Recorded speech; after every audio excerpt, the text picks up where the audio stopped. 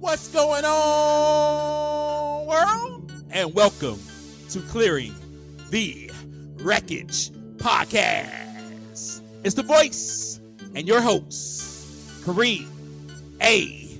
Rashid. Yeah, and once again, I don't know what you got going on. You could be getting on the toilet, or you could be getting off the toilet. Hell, for all I know, you could be wiping your tushy. But I know that I'm ready. And so I hope that you're ready to clear the wreckage. Yes, indeed.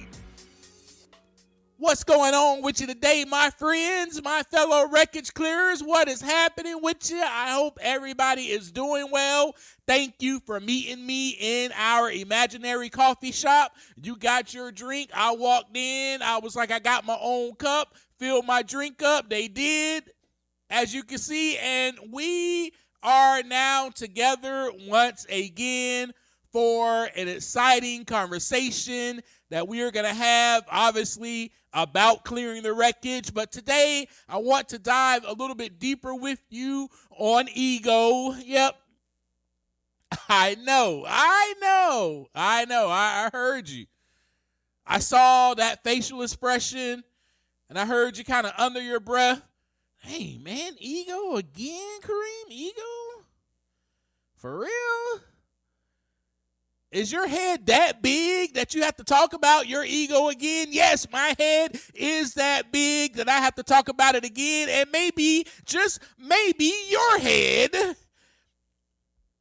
is that big as well. And it may need to be burst. We both may need to come down to earth. Maybe that's why I'm talking about it. Maybe I'm talking about it because we both need to learn to walk with one another as equals, yes. And we need to realize that we are no longer separate from anyone or anything on this earth. Yes, and the ego, that is what it does. It separates us from all other existence. I was filled with anxiety. Why? Because of ego. I felt like I was failing. I felt rejected. I felt pain. I felt abandoned. I felt fearful. I felt overwhelmed. And I felt anxiety. I was feeling all these things during my marriage. That is where we are at in our journey, in our conversation. If you have been keeping up with me, you know that we are on the 72nd episode, our 72nd conversation, which means we are on the 72nd week. And I have been sharing with you my journey, and right now we're in the journey that takes place of the time in between 2017 and 2019 when I was married. And there was a lot of wreckage that took place inside of me during that time that I was discovering that I did not even know about myself. And that is why I am sharing it with you. But I was feeling those things during my marriage. Why? Because of my ego, my friends, because of my ego. I had no control. Oh, boy, that slaps you upside the head real quick, doesn't it? Bop. Boy, you ain't got no control. I don't know why the heck you think you do, but you don't. Oh, man, that's hard to hear. I was powerless. Boy, you ain't got no power. Oh, nope, slap you upside the head again. Oh, my gosh. That's hard to hear, right? I hated that feeling, my friends. I couldn't stand that feeling. I was like, oh, no. I can control this. Oh, yeah, I got power over this. But no, I didn't. I could not fix or save my ex-wife. I know some of y'all are like, well, why were you trying to fix her or save her in the first place? Well, we'll get to that. We will get to that. I probably have already answered that question for you on the previous conversations that we had, but we'll get to that again, I'm sure. But anxiety that stems from the ego's desire to fix others is rooted subconsciously for a subconscious need for control and validation. This behavior creates emotional tension because the ego ties its self-worth to the outcomes that it cannot fully influence. And so today I wanted to dive a little bit deeper into this because I wanted to be vulnerable with you. Because you are my community, you are my pack, right? And we roll together. Wherever we go, we roll together. We're a pack. And I wanted to share my experiences with you. And I wanted to also share with you what I was learning about myself. And of course, share with you how I began to clear the wreckage. And, you know, and this is going to sound funny, but it was very revealing to me. You know that I did not know. I did not know what I did not know. And what I did not know about myself is that I had this mighty white knight in shining armor savior complex. I did not know that. And so to answer your question, for what we just talked about a little while ago, here is why. Here is why. Because I truly wanted someone to save me. Yep. I desired for someone to fix me when I needed fixing. I desired for someone to save me when I needed to be saved. I desired for someone to rescue me, to protect me. And this, my friends, all stems back to childhood. See, I created this ego, this id, this identity to protect myself, to save myself, to rescue myself. Why? Because there was no one there to protect me, to save me, or to rescue me from pain, harm, danger, or any threats that were perceived that were coming my way. There was no one there. I felt abandoned as a child, and I felt like I did not receive the emotional nurturing or comfort that I so needed as a child. And that's just the fact. That's not to blame anybody. That's not to say, oh, my parents were horrible people. No, my parents are amazing. They only knew what they knew. And that is it. Right? So as a child, I did not receive that emotional nourishing, that comfort that I needed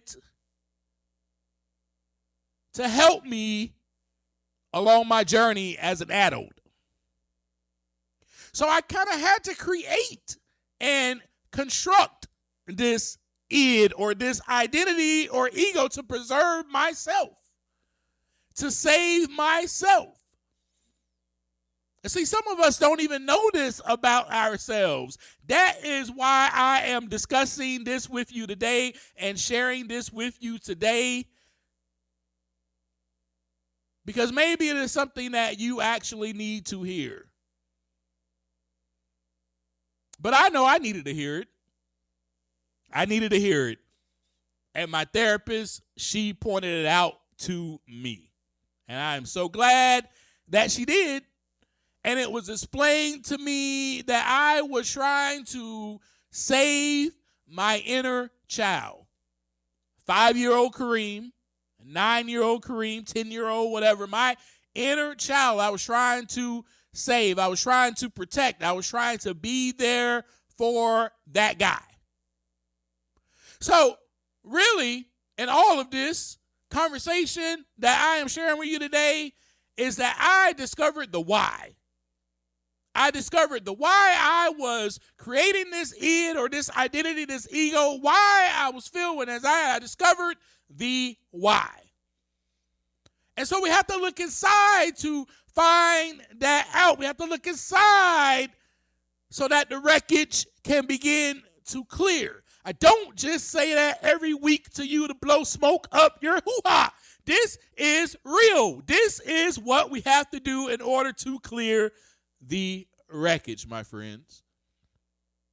And now, so when my therapist told me that it is probably because you feel broken or damaged, so therefore those that you see as broken or damaged, you are attracted to them. But not only are you attracted to them, you're attracted to them so that you can save them, help them, rescue them from their brokenness, from their emotional distress. And she didn't really say it to me in those words. I'm paraphrasing with you. However, that is what she meant. I am trying to save everyone from their emotional distress, their emotional baggage, from their wreckage. That's not what I'm doing right now. Let me clarify that. Not doing that right now. Not trying to save you. I just want to share my experience with you. And that's that. And that's why I created the podcast. So let me be clear with that. I do hope that it will help you, to begin clearing the wreckage. But the idea is so that you can begin to just look inside as I am doing on a daily basis. And the idea is that we do this together. No one is fixed. No one is healed completely. And no one has graduated from life. We are in this together. We are on this journey of clearing the wreckage together. And you know what? I want to share my experience with you in this because I know it. I know it full well because I know this is my purpose, that some of my listeners, those that are part of this community, can relate and can understand what I'm talking about. So that's your reason for that. So I just wanted to clarify that. Look, I ain't trying to save you. I don't want you to get it all twisted and confused during this conversation. I am not trying to save you. But in the past, that's the wreckage that I had inside of me. That I realized that I had to begin to start clearing this out. I got to start clearing this out. I'm thankful so much for my therapist pointing that out to me, and then I discovered the why. Okay, this is why I am the way I am, and all this really stems from childhood. For me, not really receiving that emotional nurturing or that comfort that I really need, me feeling abandoned, and so throughout my adult life now, I take this into relationships. And I am trying to fix or save or protect or give them what I did not receive. And it is all to make me feel, you already know I'm about to say it, it is all to make me feel great about myself, to make me feel valued, to make me feel good. That is why I was doing the things that I was doing in the past, specifically in my marriage to my ex-wife. Now, we as humans, we tend to do this. So during this conversation right now, I want you to begin to look inside, to begin checking yourself while we are having this conversation. I want to talk a little bit about the ego's fixing mechanism. And because this is me, this is what I'm sharing with you, my experiences. This is what I was doing. This is how my ego was displaying itself. The ego in itself views the world through a lens of separation and threat. By positioning itself as a savior, it attempts to manage external environments to ensure its own internal safety.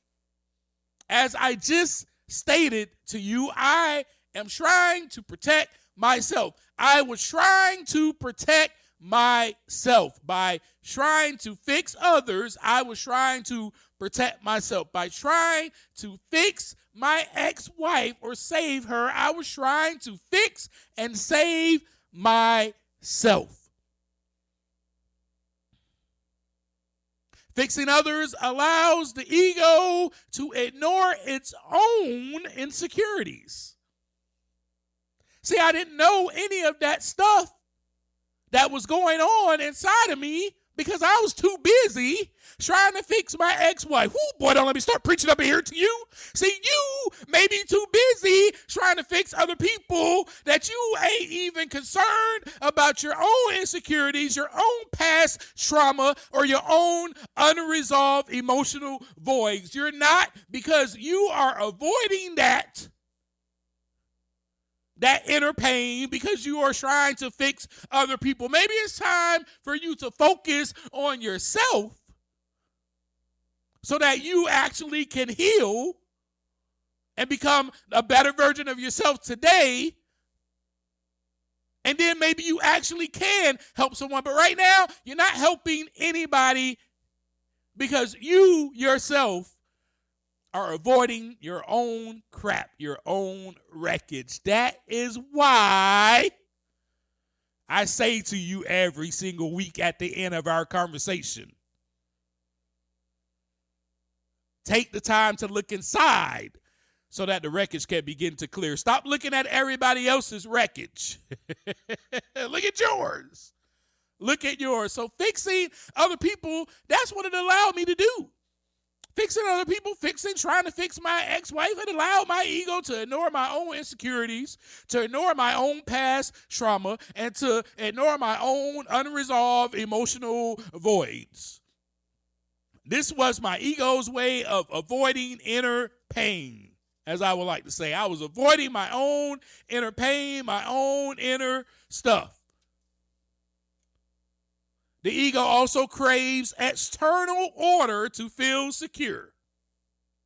It convinces itself that, if we can just fix someone else, the world will finally be safe and predictable. This, my friends, is the illusion of control. And this is the illusion that I was stuck in. Oh, man, if I can just, if this over here can... If this right here, if she could just do this, then I will be secure. Yep. Also helping, as we talked about this, I think 2 weeks ago, helping becomes performance intended to gain approval or to prove your superiority. I know for me it was. Now, if the fix actually fails, if what I'm doing, I'm trying to fix you, actually fails, then the ego feels personally threatened, which leads to ego anxiety. And that, my friends, was me in my marriage. That was me. I felt like I failed. The fix went horribly wrong. I couldn't fix her.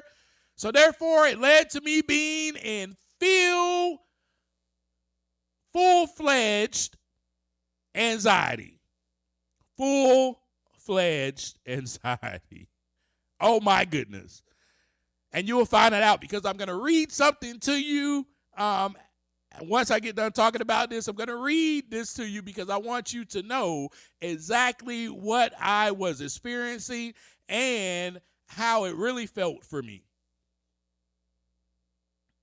Another thing, here's why it leads to chronic anxiety. Because of the responsibility overload. You take the weight of the world, believing that you are responsible for others, for their happiness, for their stability, for their security, and you take on their burdens, and you take on the weight of the world. Hypervigilance is another way. your ego, or my ego, I should say, we're talking about my ego, right? Remains in a state of high alert. And back then, this is what I did. I remained in that state of high alert. Oh my God, I was constantly scanning for problems. I was like, oh, problem, oh, another problem for me to solve. That's what I was doing, which kept my nervous system in fight or flight. And it just stayed in a loop.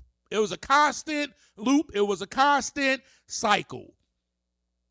The fear of abandonment, the drive to save others was a strategy for me to keep other people close. I did not want to lose her. No, I can't lose her. So this anxiety arose from the fear that I was not useful.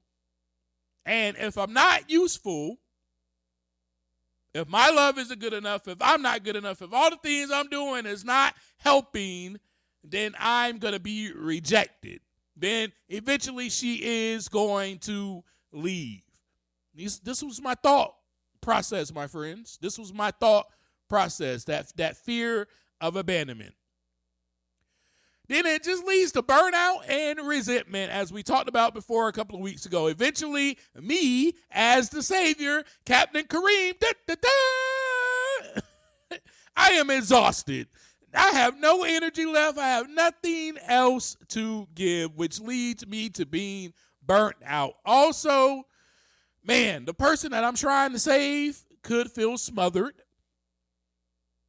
or even controlled, which often creates more conflict and stress. And also what it often creates is that person becoming more distant. Becoming more distant. No, I don't like this. They're trying to control me. I am out of here. And that's exactly what was going on with my marriage to my ex-wife, my friends. So remember how I shared with you that I created most of the suffering in my marriage. Remember how I shared that with you?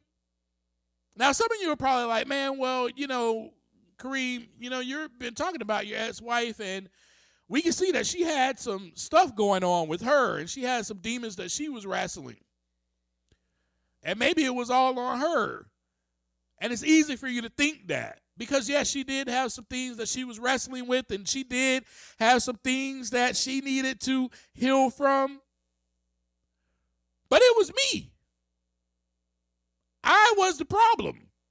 I was causing the problems in that relationship for myself. I was causing the problems for myself, I should say. Not necessarily for the whole relationship, but I was causing my own internal pain and conflict from my ego. I was causing my own anxiety, my own fear, my own internal conflict was coming from my ego. My need for control, my need for external validation, my fear of abandonment, all of that was me causing my own problems, creating my own suffering.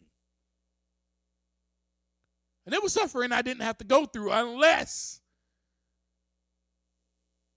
if I knew those things about myself. But I was still growing. I was still learning. So I wasn't quite there yet. So reducing this type of anxiety, right, this ego-driven anxiety, it requires detaching the ego from external outcomes. First, we need to be accepting. We need to accept.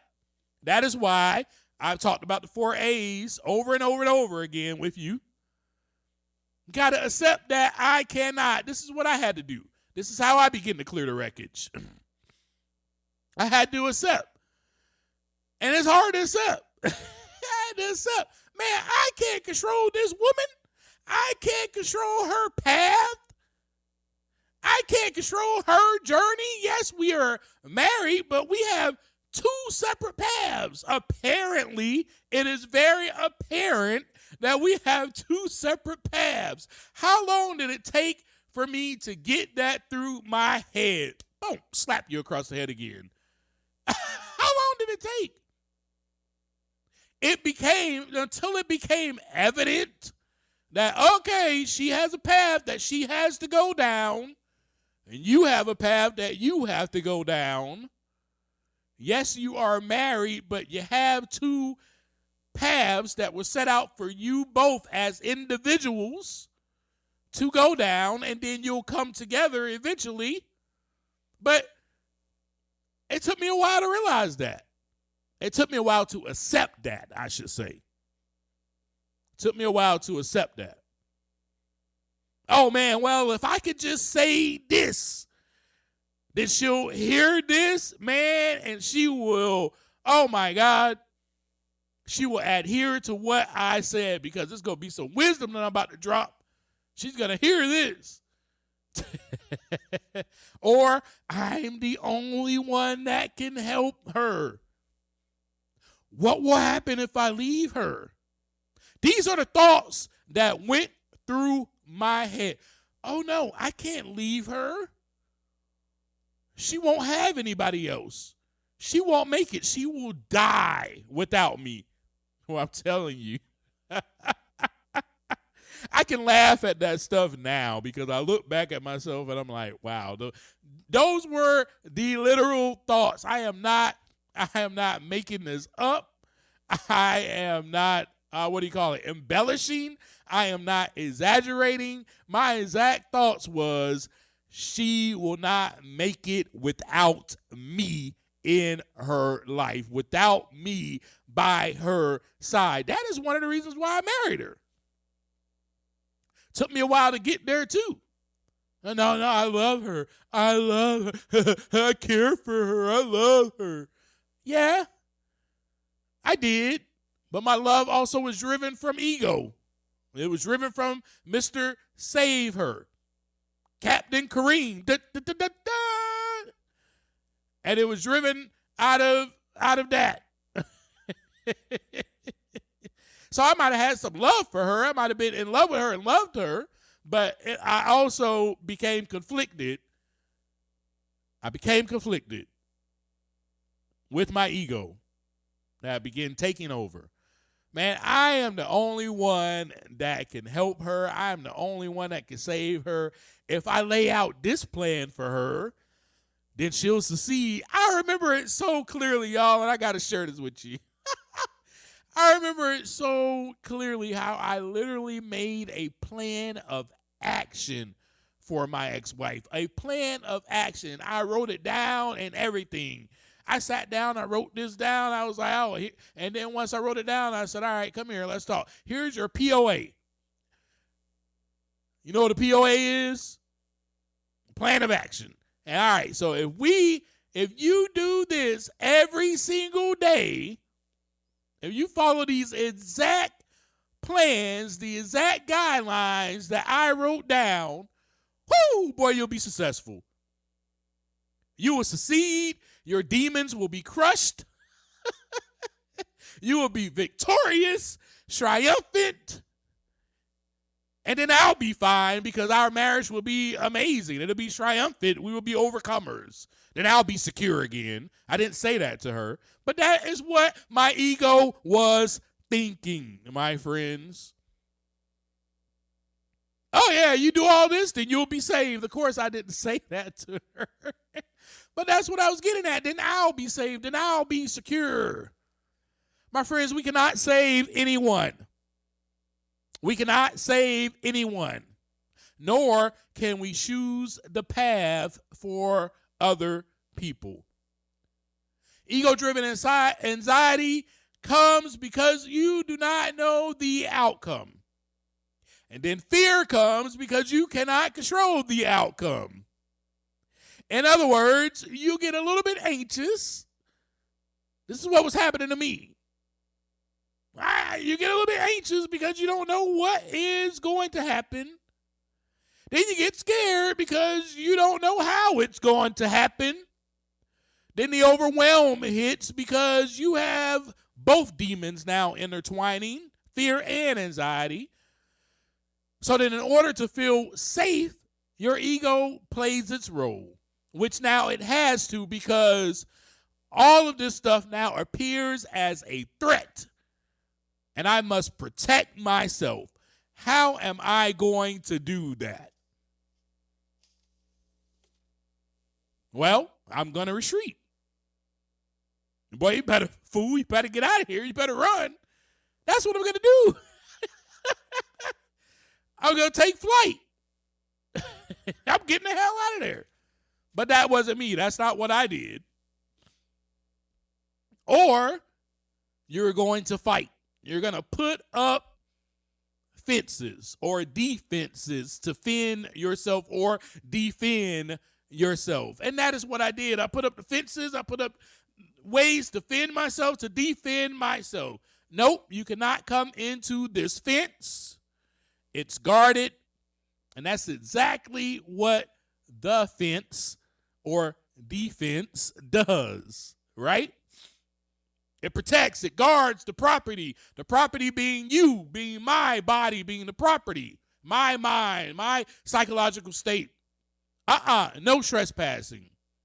And if you do try to come into this house, boy, I got everything I need to protect myself. I got my dogs ready, and I got my guns. What's up? Try me if you want to.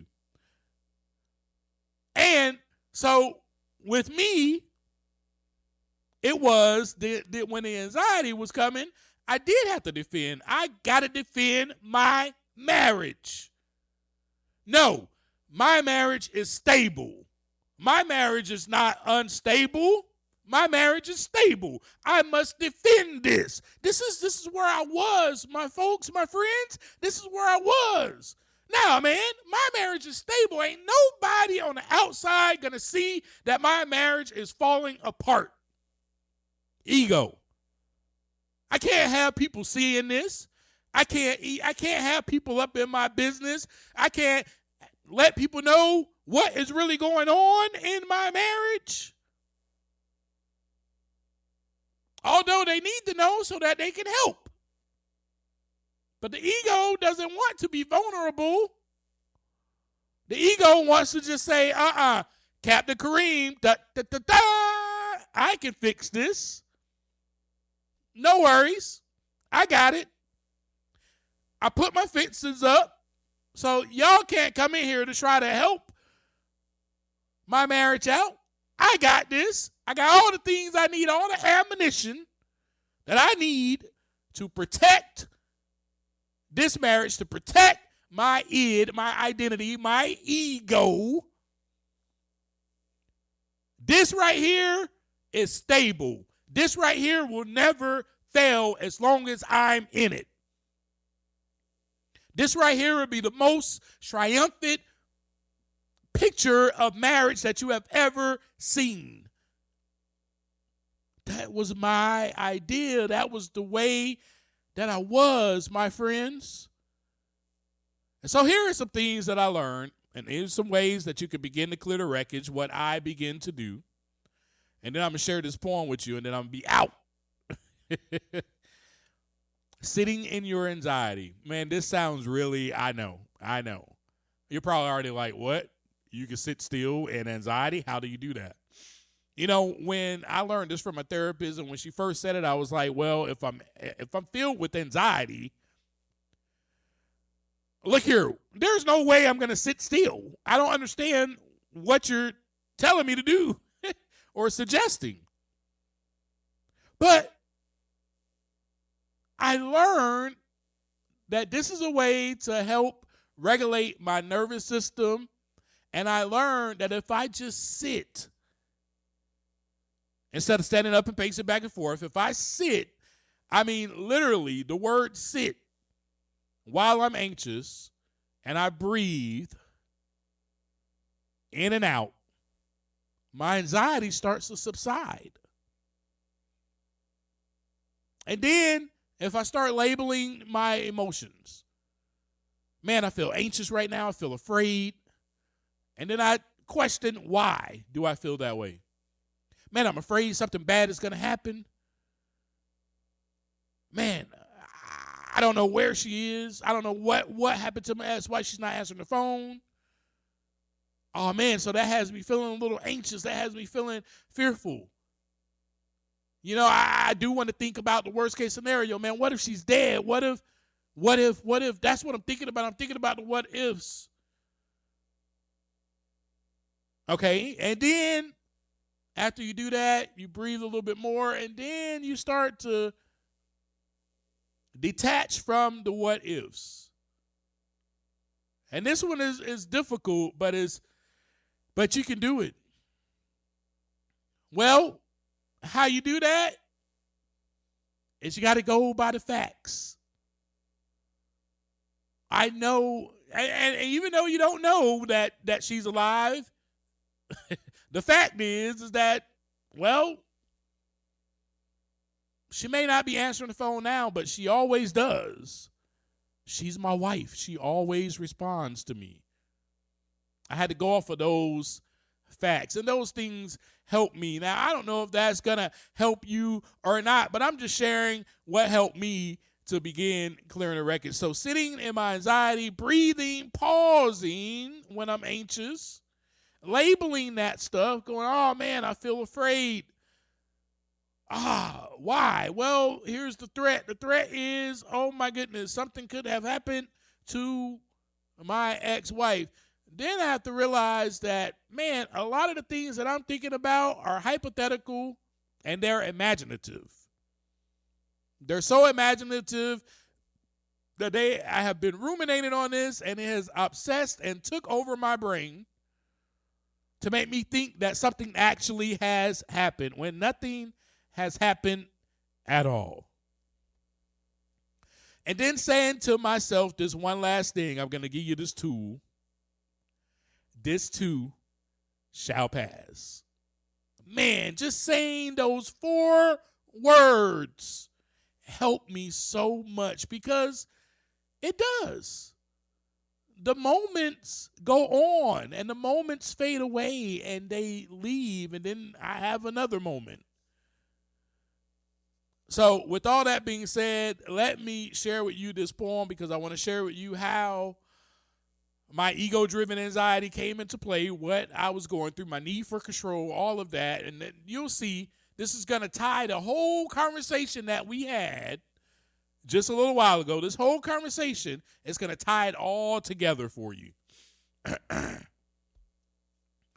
And I'm going to try to speak this with anxiety. I'm going to try to take myself to that moment as if I am filled with the anxiety. I'm going to try my best. Try to keep up, because it's going to be fast. It's going to be furious. Just kidding. Anxiety. What is this inside of me? Mind won't keep quietly. Heart can't beat silently. Seems it seldom does. Can't breathe in the air because I can't catch it. What's happening? No, this is not happening. What if there's been an accident? Cell phone on alert, volume up. But what is going on? No one is tapping in. I'm grappling with my thoughts, and I don't know where Ashley is. I wonder and I ponder. Here comes the thunder crashing in, rain pouring. I'm brainstorming, trying to be in control, but I can't handle this. Fire burning in my soul. I'm getting heated and hot like a candle lit. Sizzling like a skillet on the stove. There it goes. My adrenaline rushing, rustling through these images in my head. I'm picturing danger, strangers, murder victims. No one is innocent. I try to rearrange the script, but the film has already hit a theater near you. In 3D, you can't see it with a clear view. Believe me, anxiety is real. I can't stay still in seats. I must move. I'm pacing back and forth so much I can't feel my feet. Now I'm panicky. Man, it seems my anxiety won't leave. No matter how hard I try, I won't breathe rapidly. My heart's rattling. It's lost trying to catch up to me. All right, I thought for a second that I could manage these thoughts and capture them and tell them, man, to freeze, to relax and chill. I stand at ease, but the impact builds. Then suddenly I'm in black fields, darkness in front of me. I know I want to be free and apart from this dungeon I'm running into like hide and seek. It's like finding peace is the opponent I'm wrestling with. Getting slammed down, making me breathless. Quick, I guess I should quit and forfeit, but I don't know I'm losing. And I'm dealing with extreme forces. Anxiety is confusing, infused with mean voices telling me to lose it. My head ain't screwed on tight, a loose lid. Now I'm terrified like a little kid. And the hell if I just sit and wait like I'm stupid? If I just stay here, that will be useless. Fear can be abusive. Not clear what I see, elusive. Illusions got me jumping to conclusions, becoming conclusive. Rude with tongue, I may lash out against you. Offensive. Right now, these demons are offending my mind and keeping me in troubled spirits, suffering because all I'm hearing is someone disappeared again. A friend's kid, a runaway teen, a missing kid. The fear kicks in like a hurricane, tornado. The wind is fierce, blows down the street, goes, the windows hit. That's how anxiety is. Sometimes I'm crying in tears, hoping this feeling lifts up high in the sky. I'm wishing I could just fly away and evaporate and reappear as a mist so I could disappear, but it appears that these feelings exist. Anxiety level is high. Why am I dealing with this? I'm trying to sit and calm down, but I keep walking. My thoughts keep stalking my mind, and I can't find quiet, peace, be still, silence. It's miles down the road, but I'm told that I can keep this under control. But this is really a big load, and I'm overwhelmed with anxiety. And I know it all too well. How about the feeling that I am going to fail? Anxiety is a villain trying to keep me in hell. It's hot. I'm sweating, letting all this negative guessing steal all of my blessings, stressing out. Seems I'm only left to doubt. I'm filled with fear, and it won't come out of my mental state. My mind is cluttered with hypothetical waste. So much trash to empty, create space, replace the events that took shape. If I could only stop, pace, wait, and enjoy the moment. My anxiety won't control me, but right now it's trying to take hold of me. I'm dying inside. It's only fright in my eyes. It's a losing battle. I'm getting tackled, left with bruises fighting this guy because this anxiety is abusive, attacking my mind, harassing thoughts, dragging me back into time over and over again. Let's replay the tape, trying to find the missing link. Mistakes happen. I can't see through this fog. What's after it? I can't believe that she will forget to call and tell me what's happening. And whoo, yes, anxiety is real. And if you feel it, it's like a scratching itch. It's aggravating, irritating, and it leaves you restless, irritable, and discontent. Anxiety. And folks, that is exactly how anxiety feels. That is exactly what I was feeling at that time when I wrote it. I was going through the illusion of control, not knowing where my ex-wife was, not knowing what to do, not wanting to sit still, pacing back and forth, heart racing. Everything that I shared with you in that poem was real. But folks, that is what helps me clear the wreckage. I think I even wrote that poem while I was in anxiety. I'm pretty sure I did. And I sat down and I wrote it all down. And that helped me to sit still. And everything that I shared with you on how I cleared the wreckage was exactly what I did. I sat in my anxiety. I breathed in. I labeled my emotions, as you can hear all through that. And then it passed away. I love you guys. Thank you so much for being here. Again, we got to know the why. Discover the why behind your ego, behind your ego-driven anxiety, behind your fear. Discover the why. So that way we can discover the how to clear the wreckage and get rid of the why. So we could be doing things now for a different why, for a greater purpose. That's all I got for you. I love you. Thank you for being here with me. As I always leave you, take some time to look inside so that the wreckage can begin to clear. Peace.